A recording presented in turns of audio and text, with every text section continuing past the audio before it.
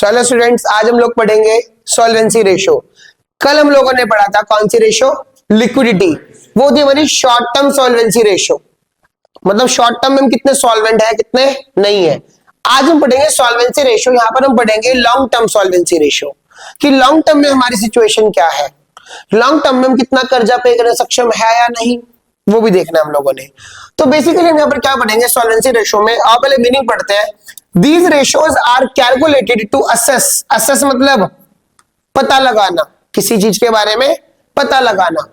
Can to assess the ability of the firm to meet its long term liability, कि long term liability को meet करने के लिए हम सक्षम है या नहीं। और बेसिकली यहाँ पर हम 5 तरीकों से इसको हम क्या करते हैं, कैलकुलेट करते हैं। पहला डेट इक्विटी रेशो, दूसरा total asset to debt ratio, तीसरा प्रोप्राइटरी रेशो, चौथा इंटरेस्ट कवरेज रेशो और पांचवा debt to capital employed ratio. आज हम 2 को टारगेट करेंगे बस, ठीक है। आओ जरा सबसे पहले बात करते हैं डेट इक्विटी रेशो की। आओ जरा ध्यान देखना भाइयों। डेट इक्विटी रेशो फॉर्मूला होता है debt upon equity, debt equity, debt upon equity. Debt कौन सा होगा? Long term. कौन सा होगा? लॉन्ग टर्म, क्योंकि शॉर्ट टर्म की बात कहां पर हो गई थी? लिक्विडिटी रेशो में। तो यहां पर फॉर्मूला क्या होगा? Long term debt upon equity. Equity मतलब शेयर होल्डर्स फंड। क्या होगा? Share holders fund. तो आओ जरा ध्यान समझना, फॉर्मूला क्या है?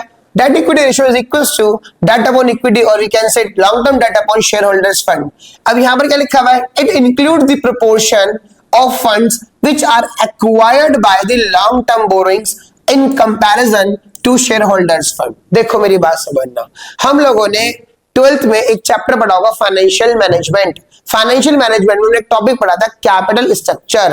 कैपिटल स्ट्रक्चर का मतलब क्या होता था? मिक्स्ड या proportion of debt and equity in the total capital of the firm या company is known as capital structure. वही बात है, कैपिटल स्ट्रक्चर की ही बात है।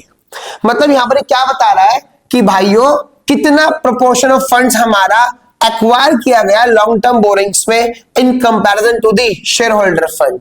मतलब टोटल कैपिटल में हमारी बोरोइंग्स कितनी है और टोटल कैपिटल हमारा अपना पैसा मतलब शेयर होल्डर फंड कितना है। मैं टोटल की बात नहीं करूंगा यहाँ पर, मैं दोनों को इंडिविजुअल लेवल पे बात करूंगा। टोटल तो मतलब क्या हो गया? बोरोड फंड और शेयर होल्डर फंड, इनको आपस में कंपेयर करना है, ना कि इनके टोटल के साथ। बात समझ में आ रही है? तो फॉर्मूला क्या हो जाएगा? Long term debt upon share holders fund. अगर मैं बात करता हूं कि भैया शेयर होल्डर फंड का मतलब क्या होता है, तो आप जरा ध्यान रखना, share capital plus reserve and surplus. हमने बैलेंस शीट में भी तो पढ़ा था ये, हर चीज हमारी प्लान थी। मुझे पता था बाद में दिक्कत कहां पर आई, इसलिए मैंने वो 2 चैप्टर पहले करवाए थे। मेरे माइंड में चल रहा था ये चीज कि ना यार इनको पहले करवाऊंगा तो रेशो बिकम्स इजी। तो इजी के लिए अभी भी कह रहा हूं, जिस सीरीज में मैंने तुम लोगों को रिवीजन बैच कराया है ना, उस सीरीज में ही क्या करना, अपना रिवीजन, फायदे में रहोगे, ठीक है। आओ जरा, तो फॉर्मूला क्या हो जाएगा यहाँ पर शेयर होल्डर फंड का? Share capital plus reserve and surplus. Ideal date equity ratio कितना होता है? 2:1, कि अगर हमारे पास 1 रुपया अपना है तो 2 रुपए तक वी कैन इजिली मैनेज। क्या? लॉन्ग टर्म बोरिंग्स, क्योंकि लॉन्ग टर्म में पैसा देना है। अगर मेरे पास 2 लाख का मुझे लॉन्ग टर्म लोन लेना है तो मेरे पास अपनी पूंजी 1 लाख रुपए की होनी चाहिए, ठीक है ना। जितना कम होगा उतना बढ़िया है, जितना कम होगा उतना, बट एक स्टैंडर्ड बता दिया क्या? 2:1। तो lower the ratio better it is, जितना कम होगा उतना अच्छा है, जितना कर्जा कम होगा उतना बढ़िया है ना भाई, वो चीज। आगे चलो, तो अब फॉर्मूला क्या पढ़ा हम लोगों ने? Long term debt upon share holders fund. किसका फॉर्मूला? ये डेट इक्विटी रेशो का। एक फॉर्मूला और पढ़ेंगे हम लोग, ध्यान से पढ़ना बच्चों, total asset to debt ratio. देखो नाम से खत्म हो गया, total asset to debt ratio. तो फॉर्मूला क्या जाएगा? Total assets upon long term debt. Solvency ratio में तो डेट का मतलब क्या होगा? Long term. फॉर्मूला बोलना, total assets upon long term debt. आओ जरा फॉर्मूला देखते हैं, total assets upon long term debt, ठीक है। और आइडियल रेशो कितना होगा इसकी? 2:1 और 1:1। लेकिन ये एक बात बोल रहा है, कह रहा है lower ratio represents risky financial position as it implies the use of higher debt in financing the assets of the business। समझ में नहीं आया, एक बार दोबारा बताओ। पहले फॉर्मूला क्या है? Total assets upon long term date. अगर ये लोअर होगी। अगर क्या होगी? लोअर। इसका मतलब वो रिस्की है। क्यों? क्योंकि हमने क्या करा, यूज ऑफ हायर डेट। हमने देखो ये लोअर कब होगा? जब डिनोमिनेटर बढ़ेगा। जब डिनोमिनेटर, अगर डिनोमिनेटर बढ़ रहा है तो कर्जा भी, तो कर्जा बढ़ेगा तो रिस्की है, इजी है, मतलब रिस्की है ना। हम फेवरेबल कंडीशन में, तो ये लिखा हुआ अगर ये लोअर होगा तो इसका मतलब क्या होगा? Risky financial position as it implies the use of higher debt in financing the assets of the business, कि आपके पास एसेट्स तो बन रही है आपकी, लेकिन आपका कर्जा भी तो बढ़ रहा है ना फिर, हाँ या ना।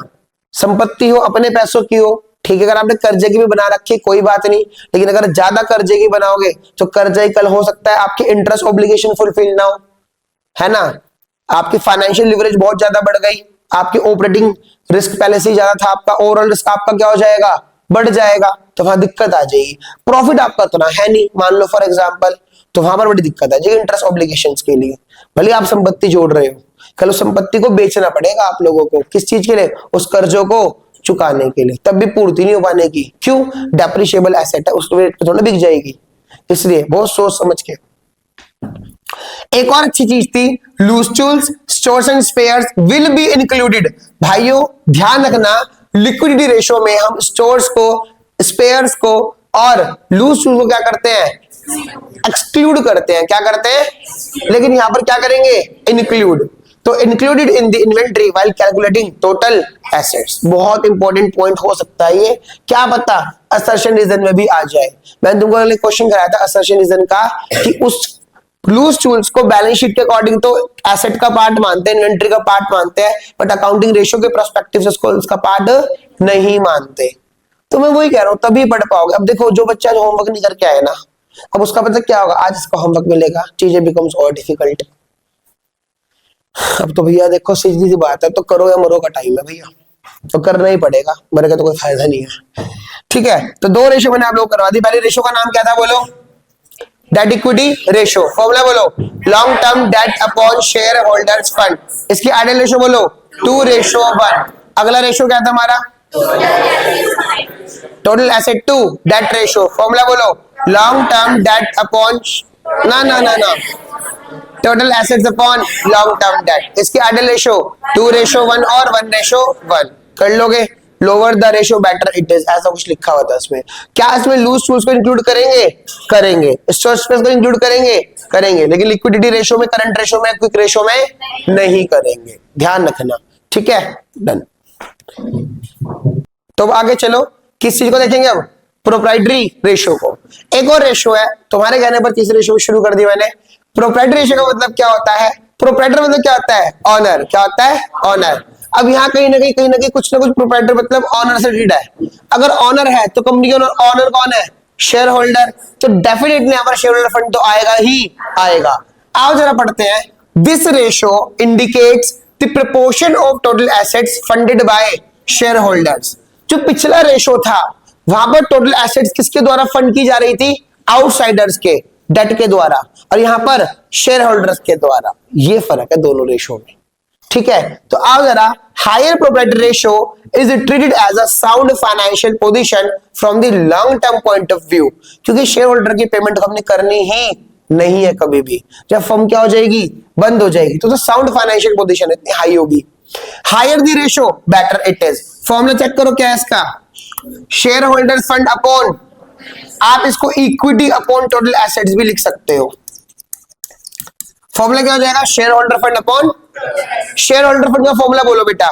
Share capital plus reserve and surplus. या और डेप्थ में जाना है, बोलो? Equity share capital plus preference share capital plus reserve and surplus. खत्म। ये किसका हो गया फॉर्मूला? इक्विटी का या शेयर होल्डर फंड का, बात एक ही है। और टोटल एसेट का मतलब क्या हो गया? Non current assets plus current assets. ठीक है, तो जितनी ये बढ़िया होगी उतनी अच्छी है हमारे लिए, मतलब जितनी ये ज्यादा होगी उतनी ये अच्छी है। फोर्थ और फिफ्थ हम कल पढ़ेंगे, ठीक है ना। और हमने ये भी पढ़ लिया, तो ध्यान रखना। पहली रेशो हमने क्या पढ़ी थी?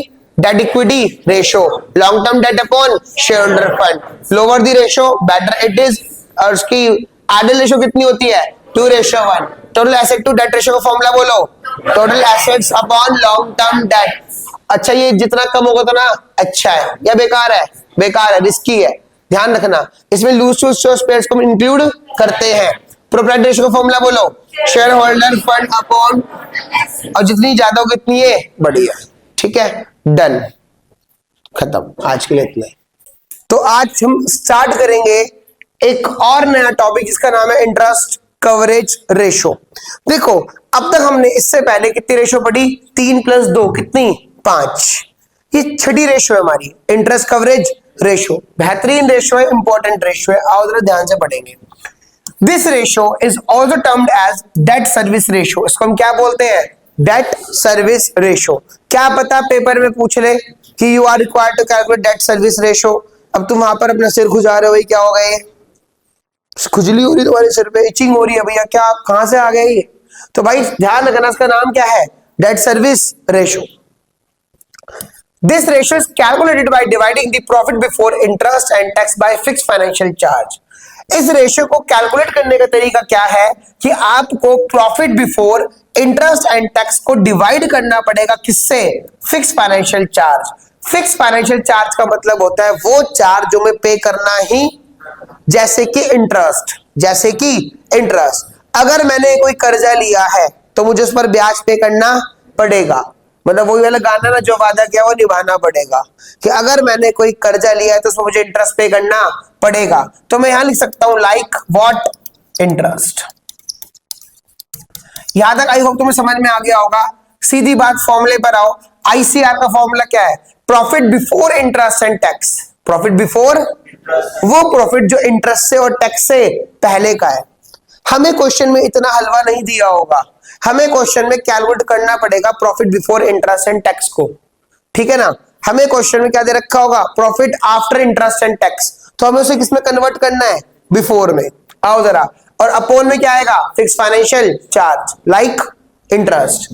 This ratio indicates how many times the interest charges are covered by the profits available to pay the interest charge, कि हम कितनी बार अपने इंटरेस्ट को पे कर सकते हैं अपने प्रॉफिट से, ये इसका मतलब। एक एग्जांपल के तौर पे सुनो, मुझे 10,000 रुपए का इंटरेस्ट देना है हर साल, सॉरी हर महीने, कितना, 10,000 रुपए का, और मेरे पास 1 लाख रुपए है, कितना है, तो मैं उस 1 लाख से कितने बार ब्याज पे कर सकता हूं, 10 बार। कैसे, 1 लाख अपॉन 10,000 कितना हो गया, 10 बार पे कर सकता हूं, ये कह रहा है वो। साफ साफ कह रहा है कि this ratio indicates how many times the interest charges are covered by the profits available to pay the interest charge. और ध्यान रखना, higher the ratio better it is, जितना ये ज्यादा होगा उतना ये अच्छा होगा। फैक्ट है ना, और उतनी बार अपना इंटरेस्ट पे करने में सक्षम है। आगे चलो, पहले इसके क्वेश्चन देखेंगे बाबू, इसको बाद में देखेंगे, पहले आओ एक क्वेश्चन देखते हैं। आओ जरा, ये रहा क्वेश्चन, लगे हाथ देख लो क्वेश्चन, ताकि तुम लोगों को दिक्कत ना आए कॉन्सेप्ट में। Calculate interest coverage ratio. मेरा सवाल, इंटरेस्ट कवरेज रेशो का फॉर्मूला क्या होता है बच्चों, profit before interest and tax upon fixed financial charge, यही तो पढ़ा भी। अब हम लोगों को क्वेश्चन क्या दे रखा है, प्रॉफिट आफ्टर टैक्स, क्या दे रखा है। अब देखो हमें दे रखा है प्रॉफिट आफ्टर टैक्स कितना, 10 लाख, और टैक्स का रेट कितना दे रखा है, 40%। कितना दे रखा है, अगर 40% कटने के बाद हमारा प्रॉफिट कितना है, 10 लाख, तो कितने परसेंट पर गिवन होगा हमें प्रॉफिट, 60% पर। कितने परसेंट पर, समझो मेरी बात, टैक्स कितना है, 40%, टैक्स कितना है, हमारे हाथ में कितना प्रॉफिट आया होगा, कितना परसेंट, 60%। कितना परसेंट, अगर टैक्स ना होता हमारे हाथ में कितना परसेंट प्रॉफिट आता, 100%। लेकिन कितना टैक्स हमने सरकार को दे दिया, तो हमारे हाथ में कितना प्रॉफिट आया, 60%। गिवन किस पर है ये, अगर मैं बात करूं तो ये प्रॉफिट किसके इक्वल है, 60%। किसके इक्वल है, और हमें निकालना किस पर है, 100% पर। किस पर निकालना है, तो मैं यहां निकालूंगा प्रॉफिट बिफोर टैक्स। क्या निकालूंगा, तो 10 लाख कितने पर गिवन है, ये कितने पर गिवन है बोलो, 60 पर। कितने पे निकालना है, 100 पर। जिससे निकालना है उससे मल्टीप्लाई, जिस पर निकालना है उससे, तो मल्टीप्लाई किससे करोगे, 100 डिवाइड बाय 60। एक बार कैलकुलेट करो बच्चों, कितना आएगा ये, कैलकुलेट करो, साथ में कैलकुलेट करना उसको भाई, कितना आ रही है, 10 लाख इंटू 100 बटा 60, तो 3 से काट दो ना इसको, 16,66,667, तो यार है 16,66,667 रुपए अकॉर्डिंग टू बच्चे, ठीक है ना। तो ये हमारा कौन सा प्रॉफिट है, प्रॉफिट बिफोर टैक्स। लेकिन हमने यहाँ पर क्या निकालना है, profit before interest and tax. फॉर्मूले में क्या था, profit before interest and tax. अभी हमने क्या निकाला, प्रॉफिट बिफोर टैक्स। अब मेरी बात सुनो, इंटरेस्ट की अगर मैं बात करूं, इंटरेस्ट कितना निकलेगा, देखो 15% डिबेंचर है कितने के, 60 लाख के, तो 60 लाख का कितना परसेंट, 15%, कितना 15 6 90, कितना हो गया 9 लाख रुपए। तो अगर मैं कहता हूं profit before interest and tax कितना हो जाएगा, प्रॉफिट बिफोर टैक्स कितना था, 16,66,667 प्लस कितना 9 लाख, कितना हो जाएगा बच्चों, ये हो जाएगा 25,66,667, 25,66,667 रुपए, ठीक है। ये निकाला आप लोगों ने जो क्वेश्चन में कहा चाहिए, न्यूमिनेटर में, profit before interest and tax. हमें क्वेश्चन में क्या दे रखा था, प्रॉफिट आफ्टर टैक्स। क्या दे रखा था, आफ्टर से पहले से क्या बनाया, बिफोर टैक्स, क्या बनाया, लेकिन क्वेश्चन में सॉल्यूशन में क्या था, बिफोर इंटरेस्ट एंड टैक्स। क्या था देव, बिफोर इंटरेस्ट एंड, तो मैंने बिफोर टैक्स तो यहां बना लिया, लेकिन बिफोर इंटरेस्ट बनाना, इंटरेस्ट कटने से पहले, तो इंटरेस्ट कटने से पहले मैं इंटरेस्ट को प्लस करूंगा माइनस करूंगा, प्लस, क्योंकि इंटरेस्ट कटने से पहले, तो इंटरेस्ट जोड़ना पड़ेगा, इंटरेस्ट क्या करना पड़ेगा, जोड़ना पड़ेगा। पागल मत हो जाना वहां पर कि नहीं भैया मेरी बात सुनो, आपने तो कहा था ये प्रॉफिट कितने पे गिवन है, 60 पर, तो इस पे प्लस कर दो ना 40%, 14 लाख रुपए हो जाएगा। नहीं, अगर टोटल प्रॉफिट कितना है, एक्स कितना है, और आपको कितना परसेंट क्वेश्चन में गिवन है, 60% ऑफ एक्स, कितना गिवन है, तो एक्स की वैल्यू क्या आ जाएगी, कि एक्स की वैल्यू कितनी हो जाएगी, प्रॉफिट इनटू 100/60, तो वही तो निकाला मैंने, बस ये रहा। बात समझ में आ रही है। अब क्या लगाओगे, फॉर्मूला क्या लगाओगे बताओ, फॉर्मूला क्या लगाओगे बच्चों आप बताओ, प्रॉफिट बिफोर इंटरेस्ट कितना आ जाएगा, 25,66,667 upon fix financial charge, interest कितना है 9 लाख, कितना आ जाएगा जरा चेक करो, 2.85 टाइम्स। लो जी ये आ जाएगा आंसर, ये आंसर आ गया बाबू आप लोगों का, सिंपल इजी है, बस थोड़ा सा चेक के करना है। अच्छा मेरी बात सुन देव, अगर यहाँ पर टैक्स रेट 30% होता तब क्या करते, वो प्रॉफिट कितने पे गिवन होता, 70, अगर 20% होता कितने पे गिवन होता, 80, हाँ है ना। अगर ये 50% होता टैक्स रेट तो कितने पर प्रॉफिट गिवन होता, 50 पर। ध्यान रखना हमेशा किससे गुना करनी है, न्यूमरेटर में 100 से, ध्यान रखना हमेशा किससे मल्टीप्लाई, 100 से, और किससे डिवाइड, 100 माइनस टैक्स रेट से, 100 माइनस टैक्स रेट।